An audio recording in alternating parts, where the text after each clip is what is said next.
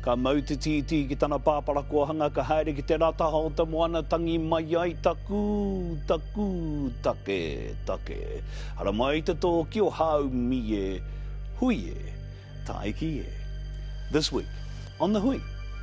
From PPY to the world stage, Lani Daniels. She got me one good right hand and it made my ears go ting. But in terms of the power, I feel like the girls that I spar back home rock me way better. So I do believe they do breed us tough back home. And we catch up with the pūtea of the Black Fern squad, Braxton Sorensen-McGee. What an absolute start this kid is. 2 tries in her first test match. It's definitely the dream to be here, so I wouldn't change it. She is sparkling, she is thriving.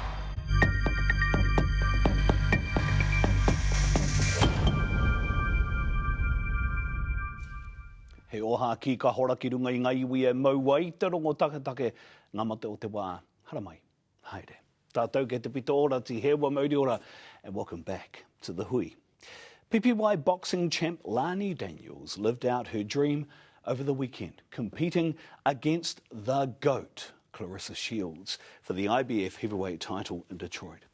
Despite falling short, the smiling assassin went the distance and represented her whānau and the motu with pride. Kane Ngātoko Whāpiters spoke to Lani over Zoom just after the fight. Thank you for your time, especially straight after your fight, Lani. 10 rounds against Claressa, the T-Rex Shields. How did you find that? Just like any other fight, really. Always gets tiring through after the first few, and then it's just all hard. You just got to think deep to the end. Take us through the fight, Lani. What was going through your head? Honestly, I don't know, and I never do when I'm fighting. I just fight. It's just like you need to be present in the moment. So it's like perhaps there was moments where I was thinking, don't get knocked out, Lani, don't get knocked out. It was loud. Honestly, it was probably too loud in there to even hear my thoughts. It was loud in there. It was so loud. Yeah, so they were saying about 16,000 people were there watching the fight at Little Caesars Arena. What was that like walking out into that crowd? I couldn't even hear my walkout song. It was just too loud, like the booing. Oh. The booing was too loud. I couldn't hear anything. Like I was thinking, lucky I chose a song that it doesn't matter what dance moves you do, it just all works with it. So I looked fine parading myself out. Yeah, I hope. You did you watch awesome. me walking out? Did it look cool? Yep, and I could hear, it sounded like your song was Don't Give Up, S Club 7. Yeah, bring it all back. Because the whānau did do a walkout, but we only had 2 minutes and they called my bluff. It was all or nothing. And they went nothing, so I went S Club. Was there a specific reason why you chose that song? Yeah, it's just upbeat, positive, makes anyone, if you hear it like this, you see a smile pop out. Oh, well, I liked your happy, smiley vibes that you came out with. Yeah, I think it kind of meshed my whole week leading into the fight because I looked like I was just, owned it, enjoyed it. Yeah. Proud to be here. You know, during your fight, even afterwards, Claressa mentioned that you were a tough opponent and she was finding it hard to try and get hits in because you were running around her a lot. Was that a strategy? Yeah, it was. It was to move, and then kind of, I think I still needed to work a bit more on coming in. I think I did the moving part good, but I think I should have punched a lot more than what I was. Yeah, I think those middle rounds I kind of just didn't really stick to the game plan as much as I should have, but all learning. Hey, we live and we learn and we get better and move on. What was it like facing someone of her skill and experience? It was cool. It was cool to kind of just test myself. Perhaps maybe I gave her a bit too much respect to begin with. Nah, she's good though. Far, she's good. What do you think you learnt from facing one of the best female boxers of our time? That I'm supposed to be here. I held my own. I did myself proud, and I think with a bit more practice, I could get one up on her. Who knows, you know, and another opportunity might pop up. People loved it. They loved the fight. I think they were surprised. I think they really did think she was going to get me out of there. I must have looked like a cabbage in all my videos. So, yeah, it kind of made me feel like I almost won. Like it didn't feel like I lost. But now that I'm in my locker room alone, it does, and I'm getting a bit sad. And the reality's sinking in.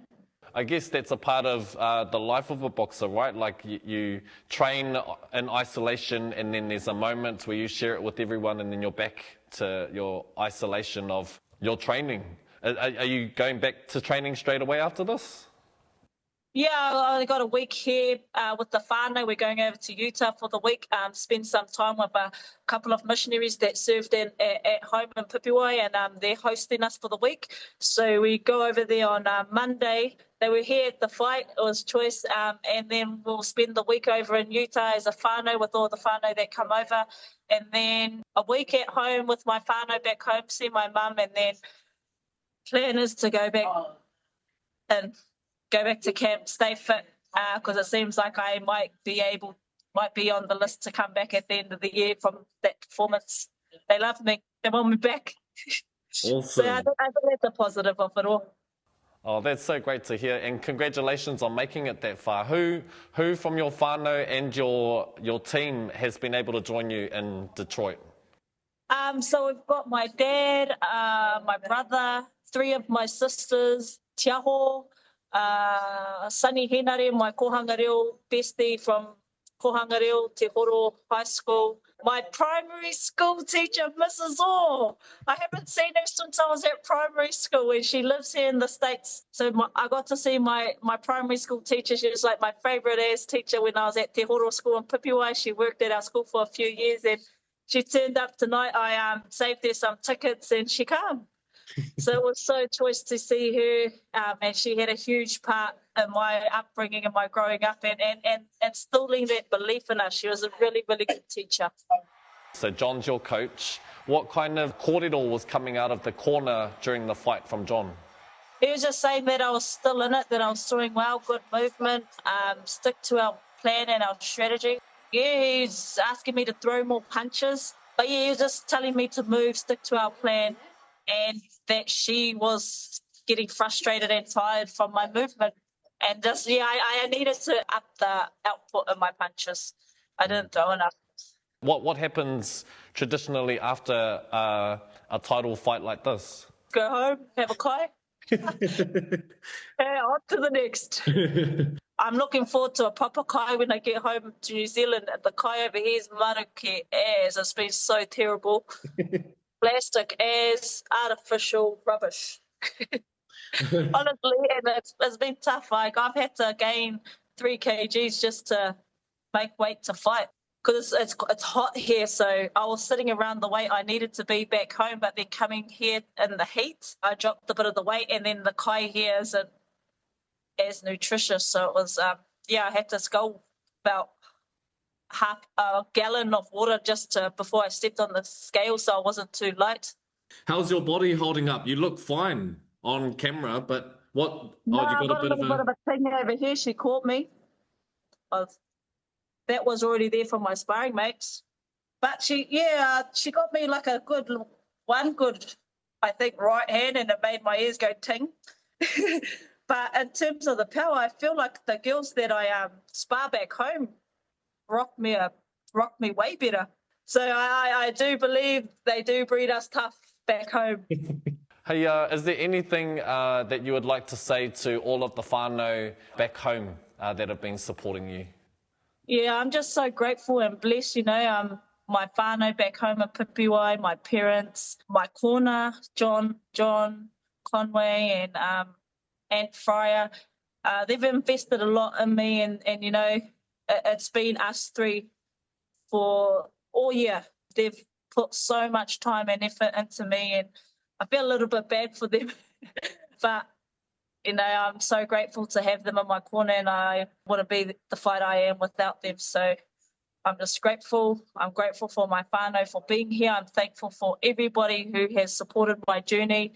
no, I've been able to get this far on a peanut budget, and I'm just so grateful to be here. And it's just evidence of whānau support and the love that they have for me, to tautoko me to be here. You completely inspire us, Lani, and from our team here at the Hui, we're so proud of you, and we look forward to catching up with you when you come home.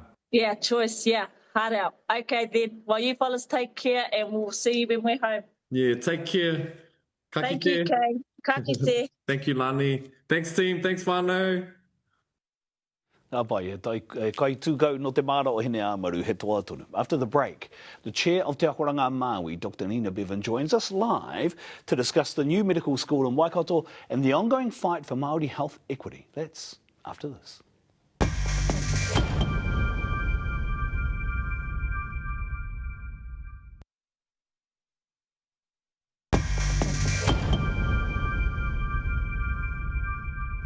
He hui, aha tēnei hui, he hui hauora tēnei hui ia nina, hoki maira e ngai iwi. Last week, the government announced a new medical school will be opened in Waikato. Just who will train the new doctors in the school remains to be seen. And new factors have been added to the system that funds general practice. But why doesn't that include ethnicity data? Joining me now is the chair of Te Akoranga Māui, the Māori representative group of the Royal College of General Practitioners in New Zealand. She is Dr. Nina Bevin. E te tauta tēnā koe. Tēnā koe. Thank you so much for joining us. So the government has announced that new medical school in Waikato. What do you make of it?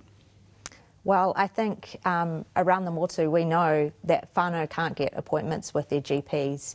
You know, they're being forced to turn up at emergency departments when they've got health needs that should have been dealt with at the preventative stage. So anything that increases the number of GPs and doctors that are in the system is a good thing in my view.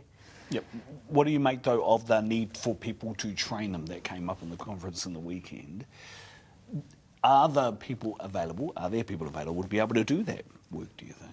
Well, I think we've got to be working with the medical school to figure that out. It might mean that we have to shuffle things around a bit, but I'm sure our Māori providers, our rural providers will make it a priority because we just can't afford to wait any longer. The Minister spoke at the conference that you were at in the weekend about the medical school. He was also asked about the Māori and Pacifica Access Scheme, the MAPAS scheme. What assurances, if any, were given in response to that? The only thing he said about it is that there will be a review. He didn't allude to what the outcomes were or how they were going to measure the success of MAPAS at all. But you know, the standards for medical school admissions are actually set. They're enshrined in legislation and they're actually set independently by the New Zealand and Australian medical councils for all of the medical schools in New Zealand and Australia. And they have strict criteria that include things that Indigenous students, students from rural areas and other groups that experience inequities must be included in medical school admissions. So with that being said, I don't know how even if the government did recommend undermining MAPAS, how that would actually be possible under the current legislation. So there will be a MAPAS scheme, do you think, at Waikato, at this new medical school? Well, they will have to demonstrate to the accreditation bodies that they have some plan to address those factors, whether it's through MAPAS, whether it's by some other mechanism. But if they don't, then they won't get accredited as a medical school. The Minister also announced changes to capitation, the way in which general practice is funded, to include new factors in reweighting. Will that lead to greater Māori health outcomes, do you think? Yes. It sort of doesn't change the size of the pie, which is capitation is how general practices are funded. So the pie, there have been some previous announcements, which has been a funding increase for primary care as a whole, which is good. The capitation funding formula reweighting just sort of changes how the funding is distributed among different practices. The Minister has announced previously that was just on age and sex. It will now include multi-morbidity, rurality and socioeconomic status. Importantly, he didn't include ethnicity in that in that formula. Now, with the new funding formula, we can envisage that our practices that have a high proportion of Māori, Pacific, rural will get more money just because we experience more of that burden of disease. We're more likely to be in the lower socioeconomic groups. So yes, that funding will help, but you know, the fact that ethnicity has not been included is a grave mistake, in my opinion. Why is it such a grave mistake? Well, we know from the research that even after you take things like socioeconomic status into account, there is still inequity for Māori that can't be explained by those other factors. It's very easy to measure ethnicity. We ask it when people enrol with their general practices, so it would be very easy to include. So it really makes you question, when the evidence tells us that this is a factor, why the government has chosen not to include ethnicity in the funding formula. Because the government makes it clear. It says in health it wants to focus on outcomes for all, and the word we hear is equality of outcome. What's wrong with that? Because I hear you and many others say it should be focused on equitable health outcomes. Yeah, well, there are differences in health across, you know, different groups of people, and sometimes that's just because, for example, some conditions only affect women and not men, so those differences can be explained by biological differences, for example. However, when we're talking about inequities, it's differences that are unfair and unjust, and that can be influenced by things like access to health services, the quality of the health services that different groups are getting and differences in those, and the Ministry of Health itself acknowledges that sometimes different approaches are needed and different funding to achieve the same outcomes for different groups of people. You said something interesting earlier. You talked about inequity and data. The government says the science guides its approach to health. When you hear that, what do you think? Yeah, well, that is a really strong rhetoric that we've heard from this government. They are driven by science and data, yet we have accumulated so much science and data telling us about the range of factors that lead to health inequities, yet we see very little action when it comes to the policies that the present government is delivering. So, yeah, that is a very difficult thing to sort of weigh up. Why isn't their actions supporting what they've said? And in your view, the Māori health inequities are proven by science and data, right? Yes, exactly. They're proven by science, academia, the medical colleges have all called for action. I don't think there's any doubt that this is not a science-based argument. Dr. Nina Bevin, Chair of Te Aotearoa Maui, tēnā koe. Thank you very much for your time. Kia ora. Really appreciate it. That was Dr. Nina Bevin. Stay with us. Whai muri ngā whakatairanga e te iwi. He waine toa anō te haere ake nei. Rising global rugby star and another Ngāti Hine, Braxton Sorensen-McGee, is on the hui. Kia ita tonu mai.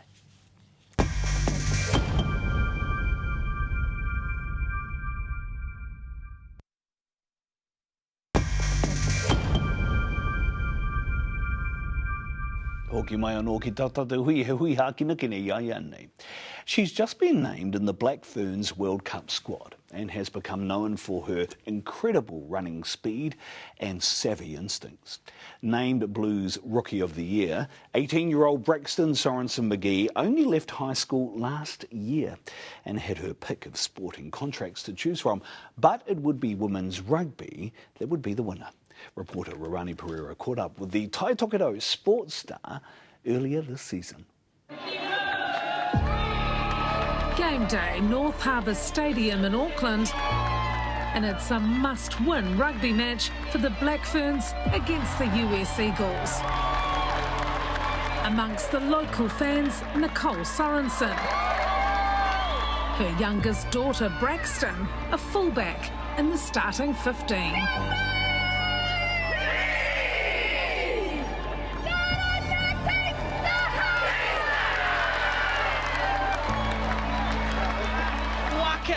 Sorensen-McGee is going to give it one more for 7.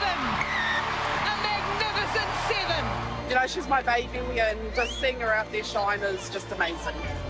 I try to look to her and then see what she's doing, and if she's like cheering, then that kind of pumps me up a little bit.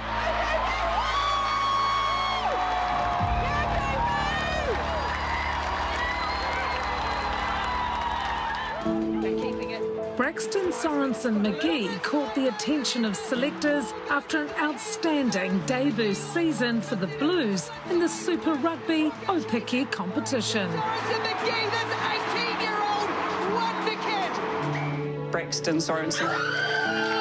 Making the cut in the most competitive Black Ferns squad selection ever. Hi. Hi, what's up? So, I've been named to play this weekend in the Black Ferns team. So, yeah. So proud of you, Brax. Proud of you, baby. You've done so well. Something the teenager only ever dreamt of. Yeah, it's definitely a special feeling to be able to say that news to my family. They've been my biggest supporters. Can't wait to see you in that black jersey.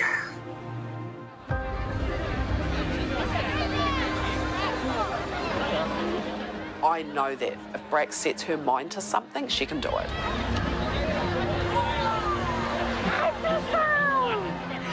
So getting the phone call that she was actually starting and debuting, it was amazing.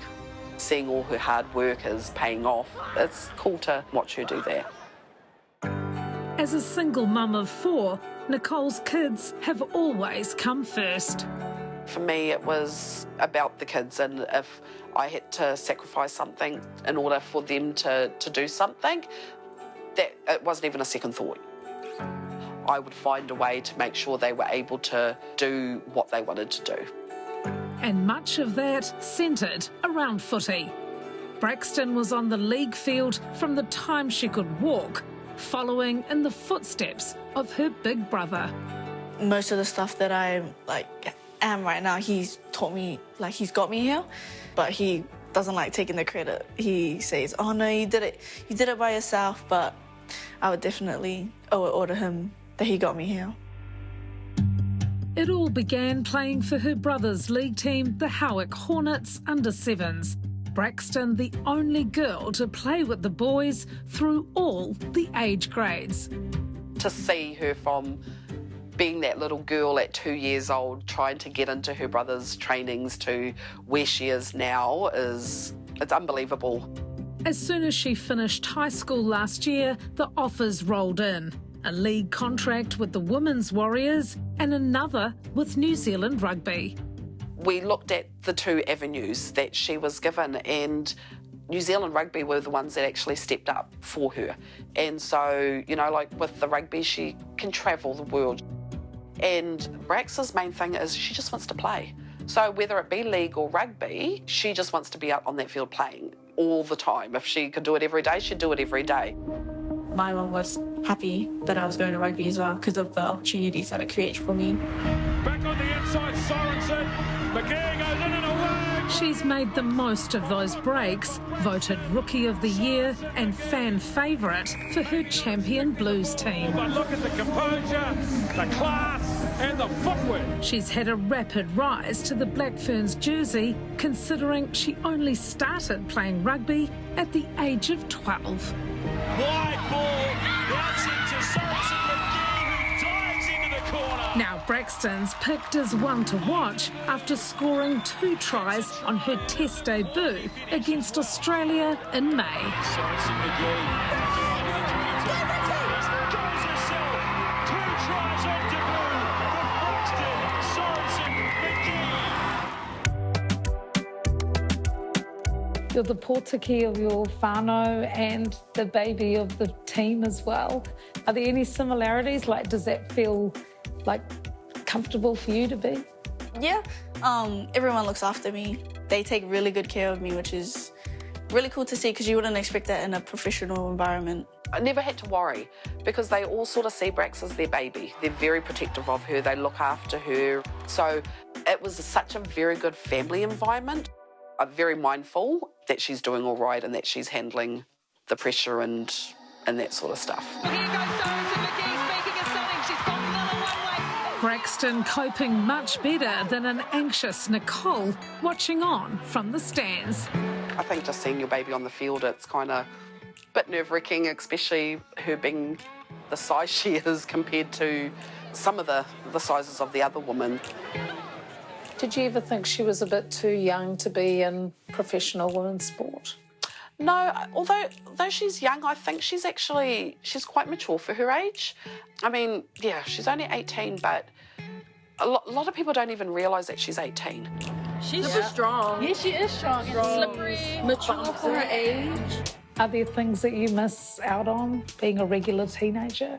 Just chilling, like just doing like sleepovers or anything like that. Because I see other teenagers going out drinking and all that, but that's not me. I wouldn't go do that. But more just spending time with them.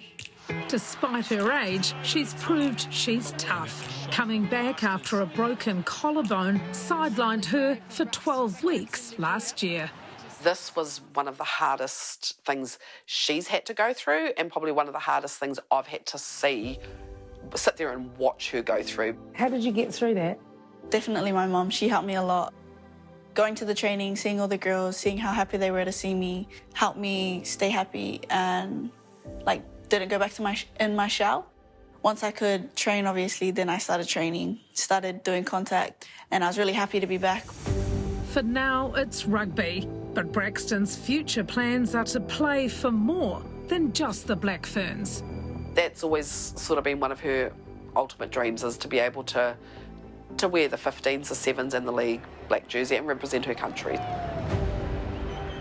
Maybe later in life when I'm a bit older, when I've settled down in rugby a bit, then I'd look to the league path, but I wouldn't see that right now. Braxton Sorensen-McGee, what an absolute star this kid is. 2 tries in her first test match. It's definitely the dream to be here, so I wouldn't change it. She is sparkling, she is thriving. No, I'm really grateful to be here.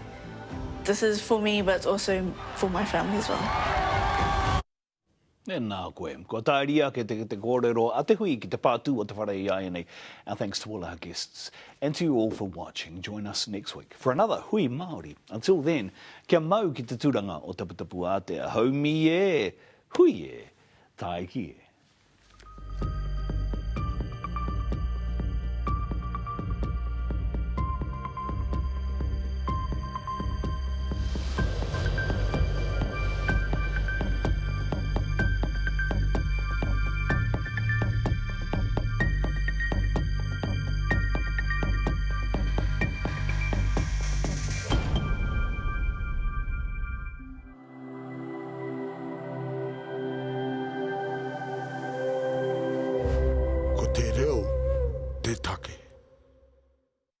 Nā te puna whakatongarewa, te hui i tautoko.